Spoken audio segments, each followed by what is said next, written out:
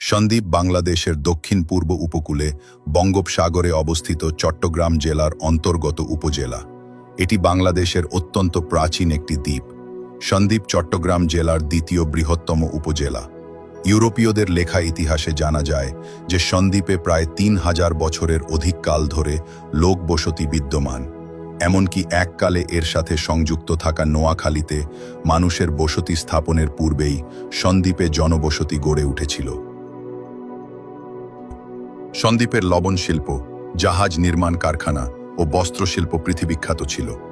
উপমহাদেশের উপকূলীয় এলাকায় অবস্থিত হওয়ায় পৃথিবীর বিভিন্ন অঞ্চলের ভ্রমণকারীরা এই অঞ্চলে এসে তাদের জাহাজ নোঙ্গর করতেন এবং সহজ বাণিজ্য ব্যবস্থা এবং পরিবহন সুবিধাদি থাকায় এই অঞ্চলে ব্যবসা এবং বসতি স্থাপনে আগ্রহ প্রকাশ করতেন। ১৭৭৪ সালের এক প্রতিবেদনে জানা যায়, প্রতি বছর সন্দ্বীপে উৎপাদিত প্রায় ১,৩০,০০০ মণ লবণ ৩০০ জাহাজে করে দেশের বিভিন্ন এলাকায় পাঠানো হতো। সন্দ্বীপ এককালে কম খরচে মজবুত ও সুন্দর জাহাজ নির্মাণের জন্য পৃথিবীখ্যাত ছিল। ইউরোপের বিভিন্ন এলাকায় এই জাহাজ রপ্তানি করা হতো। তুরস্কের সুলতান এই এলাকার জাহাজের প্রতি আকৃষ্ট হয়ে এখান থেকে বেশ কিছু জাহাজ কিনে নেন। ভারতবর্ষের মধ্যে সন্দ্বীপ ছিল একটি সমৃদ্ধশালী বন্দর। লবণ ও জাহাজ ব্যবসা, শস্য সম্পদ ইত্যাদির প্রতি আকৃষ্ট হয়ে ১৬ শতাব্দীর মধ্যভাগে পর্তুগিজরা সন্দ্বীপে উপনিবেশ স্থাপন করেন। এছাড়া ভ্রমণ ও ধর্মপ্রচারের উদ্দেশ্যে ফরাসি ও ওলন্দাজ পরিব্রাজকরা প্রায়ই সন্দ্বীপে আগমন করতেন। ১৬১৫ সালে পর্তুগিজদের সাথে আরকান রাজ্যের যুদ্ধে ২০০ জন সৈন্যসহ পর্তুগিজ সেনাপতি ইমানুয়েল মার্তুস নিহত হন এবং পর্তুগিজরা সন্দ্বীপ ত্যাগ করলে ১৬১৬ সালে মগরাজ সন্দ্বীপ দখল করে। এরপর সন্দ্বীপে আরকান ও মগদের প্রাধান্য থাকলেও তাদের পরাধীনতাকে অস্বীকার করে এ অঞ্চলে প্রায় অর্ধ শতাব্দী শাসন করেন দেলোয়ার খাঁ। ১৬৬৬ সালে তার রাজত্বের পতন ঘটে এবং মোগল সরকারের অধীনে জমিদারি প্রথার সূচনা ঘটে, যা পরবর্তীতে ব্রিটিশ রাজত্বের অবসানের সাথে সাথে বিলুপ্ত হয়। সন্দ্বীপের রূপে মুগ্ধ হয়ে যুগে যুগে অনেক কবি, সাহিত্যিক, ঐতিহাসিক, পর্যটক এসেছেন এখানে। ১৩৪৫ খ্রিস্টাব্দে ঐতিহাসিক পর্যটক ইবনে বতুতা সন্দ্বীপে আসেন। ১৫৬৫ সালে ডেনিশ পর্যটক সিজার ফ্রেডারিক সন্দ্বীপে আসেন এবং এর বহু প্রাচীন নিদর্শনের বর্ণনা লিপিবদ্ধ করেন। ১৯২৯ খ্রিস্টাব্দের ২৮শে জানুয়ারি কাজী নজরুল ইসলাম রাজনীতিবিদ মোজাফফর আহমেদের সাথে সন্দ্বীপে আসেন। সন্দ্বীপ ভ্রমণের সময়কার স্মৃতির পটভূমিকাতেই কাজী নজরুল ইসলাম তার মধুবালা গীতিনাট্য রচনা করেন। সন্দ্বীপে বৃক্ষের ছায়াতলে বসে নজরুল তার চক্রবাক কাব্যগ্রন্থের অনেকগুলো কবিতা রচনা করেন। এ উপজেলায় ১৭৬৭ সালে আবু তোরাবের নেতৃত্বে বাংলার প্রথম কৃষক বিদ্রোহ এবং ১৯৩০ সালে কংগ্রেস সভাপতি কালী কেশব ঘোষের নেতৃত্বে আইন অমান্য আন্দোলন সংঘটিত হয়। ১৯৬৬ সালে শেখ মুজিবুর রহমান এখান থেকে বাঙালির মুক্তির সনদ ৬ দফার প্রচারণা আনুষ্ঠানিকভাবে শুরু করে। ১৯৭১ সালে এ উপজেলা ১ নং সেক্টরের অধীন ছিল। ১০ মে পাকবাহিনী সন্দ্বীপ শহরে আইনজীবী জাহেদুর রহমান সহ অনেক নিরীহ লোককে গুলি করে হত্যা করে এবং অনেক ঘরবাড়ি জ্বালিয়ে দেয় ও লুটপাট করে। ৭ ডিসেম্বর সন্দ্বীপ শত্রুমুক্ত হয়। সন্দ্বীপের নামকরণ নিয়ে বিভিন্ন জনের কাছে বিভিন্ন মতামত শোনা যায়। কারো কারো মতে ১২ আউলিয়ারা চট্টগ্রাম যাত্রার সময় এই দ্বীপটি জনমানুষহীন অবস্থায় আবিষ্কার করেন এবং নামকরণ করেন শূন্য দ্বীপ, যা পরবর্তীতে সন্দ্বীপে রূপ নেয়। ইতিহাসবেত্তা বেভারিজের মতে চন্দ্র দেবতা সোমের নামানুসারে এই এলাকার নাম সোমদ্বীপ হয়েছিল, যা পরবর্তীতে সন্দ্বীপে রূপ নেয়। কেউ কেউ দ্বীপের উর্বরতা ও প্রাচুর্যের কারণে দ্বীপটিকে স্বর্ণদ্বীপ আখ্যা প্রদান করেন। উক্ত স্বর্ণদ্বীপ হতে সন্দ্বীপ নামের উৎপত্তি হয়েছে বলেও ধারণা করা হয়।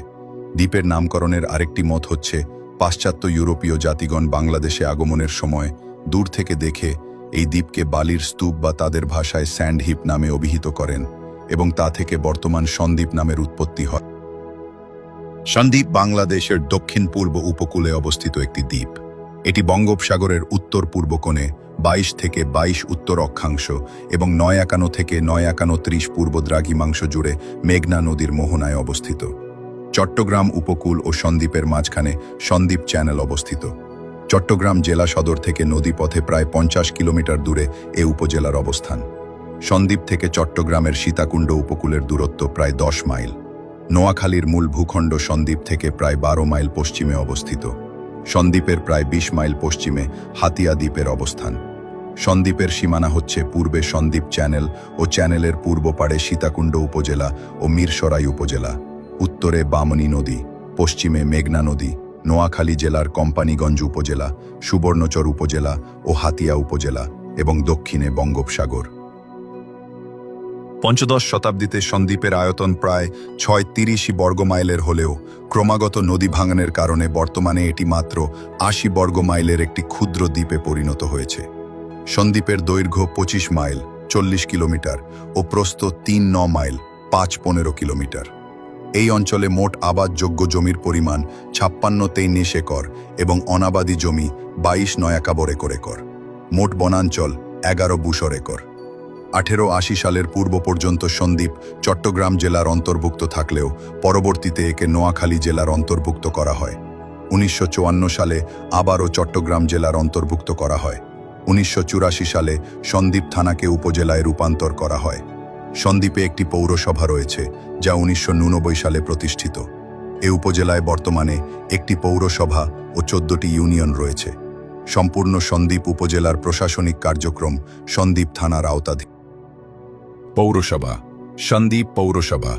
ইউনিয়ন সমূহ: 1 নং উড়ির চর উপদ্বীপ, 2 নং হুদ্রাখালী বিলুপ্ত, 3 নং গাছুয়া, 4 নং সন্তোষপুর, 5 নং দীর্ঘাপাড় বিলুপ্ত প্রায়, 6 নং কালাপানিয়া, 7 নং কাঠগড় বিলুপ্ত, 8 নং হরিশপুর, 9 নং ইজ্জতপুর বিলুপ্ত, 10 নং বাউরিয়া, 11 নং মুছাপুর, 12 নং রহমতপুর, 13 নং আজিমপুর, 14 নং নয়ামস্তি বিলুপ্ত, 15 নং মাইটভাঙ্গা, 16 নং সারিকাইত, 17 নং মগধরা, 18 নং হারামিয়া, 19 নং আমানুল্লাহ, 20 নং বাটাছজোড়া বিলুপ্ত।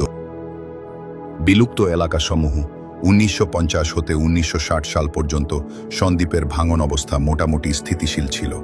তখনও পর্যন্ত নয়ামস্তি, ইজ্জতপুর, বাটাজোড়া, কাঠগড়, হুদ্রাখালী ও দীর্ঘাপাড় বিলুপ্ত প্রায় ইউনিয়ন পুরাপুরি বিদ্যমান ছিল।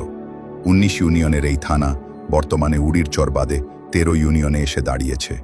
বর্তমানে হরিশপুর, রহমতপুর ও আজিমপুর ইউনিয়ন আকারে একটি গ্রামের চেয়েও ছোট। লোকমুখে শোনা যায় সন্দ্বীপে 12টি পুরের অস্তিত্ব ছিল। বর্তমানে 5টি পুর বিদ্যমান: হরিশপুর, রহমতপুর, আজিমপুর, সন্তোষপুর, মুছাপুর। যেসব পুর সাগরগর্ভে হারিয়ে গেছে সেগুলো হলো সুধারামপুর, মোহাম্মদপুর, সুলতানপুর, মুক্তারপুর, সৌরভপুর, ইজ্জতপুর ও শফিপুর। সুধারামপুর ও মোহাম্মদপুর যথাক্রমে ইজ্জতপুর ও রুহিনী গ্রামের পশ্চিমে ছিল। সুলতানপুর গ্রাম নয়ামস্তির দক্ষিণে ও সারিকাইতের পশ্চিমে ছিল। মুক্তারপুর গ্রাম রুহিনী গ্রামের উত্তর পশ্চিমে ছিল। প্রিন্সিপাল জিয়াউল হকের বাড়ি মোহাম্মদপুর গ্রামে ছিল। শফিপুর গ্রাম বাটাজোড়া ও কাঠগড়ের মাঝামাঝি ছিল।